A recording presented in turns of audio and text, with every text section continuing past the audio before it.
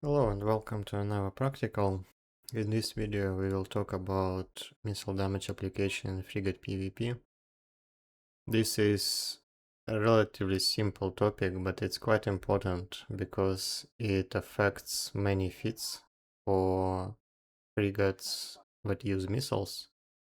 For example, you may wonder why Kestrels quite often use double webs, even though the ship is shield tanked by design, or why breachers sometimes use double webs even though they have a tanking bonus for shield, for active shield tanking. And this video will explain what's the logic behind it. So we will look at a rocket application and then light missile application separately. Let's start with a rocket application. So this is the applied damage for 4 different Kestrel feats against an afterburning Rifter. So you have 2 lines for the Kestrel with 1 web and 2 lines for the Kestrel with 2 webs. One Kestrel will use Navy missiles or faction missiles, and the other will use rage missiles, so high DPS, bad application. For a single web Kestrel, you have the red line, red line, and the green line. The red line is 1 web with rage, and the green one is 1 web with navy missiles. And as you can see, against the afterburning frigate, the rage application is bad enough to effectively result in lower DPS, even though on paper DPS with rage is higher. Since the application is so bad, the actual applied DPS will be lower than you can get with navy missiles.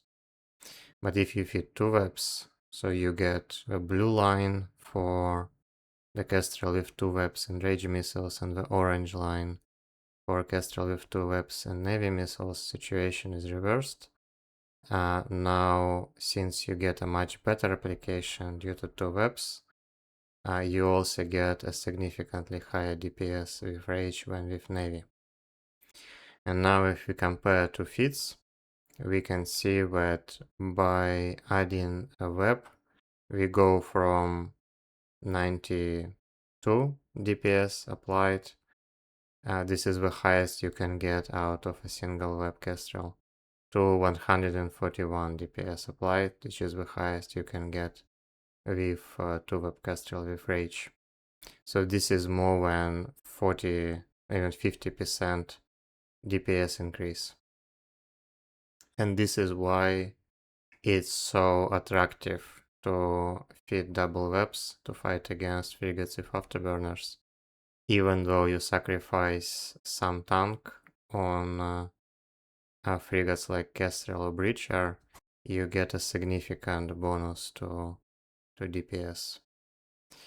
Now, the rule of thumb is quite simple. All of this stuff is relevant only when you fight against frigates with afterburners. Here, 1 or 2 webs make a difference. Against everything else, you would be better off just using rage, even if your feat has only 1 web. So frigates with micro warp drive, destroyers and everything above, you will get more DPS out of rage missiles even with a single web feat. Okay, and now let's look at a light missile application. This is easier. So the rule is you use navy missiles against any frigate, and when you use fury missiles, which is high DPS bad application, against everything else. It doesn't matter if a frigate is afterburner or micro warp drive. Just for the sake of demonstration, I used a micro warp drive Condor, and as you can see, even against micro warp drive, the application with Fury missiles is bad enough to give you war supply damage when with navy missiles, and against frigates with afterburners, obviously the difference will be even higher. And against everything else, Fury will give you better DPS. There is one edge case when fighting against unmanned destroyers, but generally I think this is rare enough to generally ignore it, but I will say it in case you will fight at unmanned destroyer. Okay, so this is it. Pretty simple empirical rules on what armor to use, but it's important to know the math behind it as well. Thanks for watching, and I will see you in the next practicals.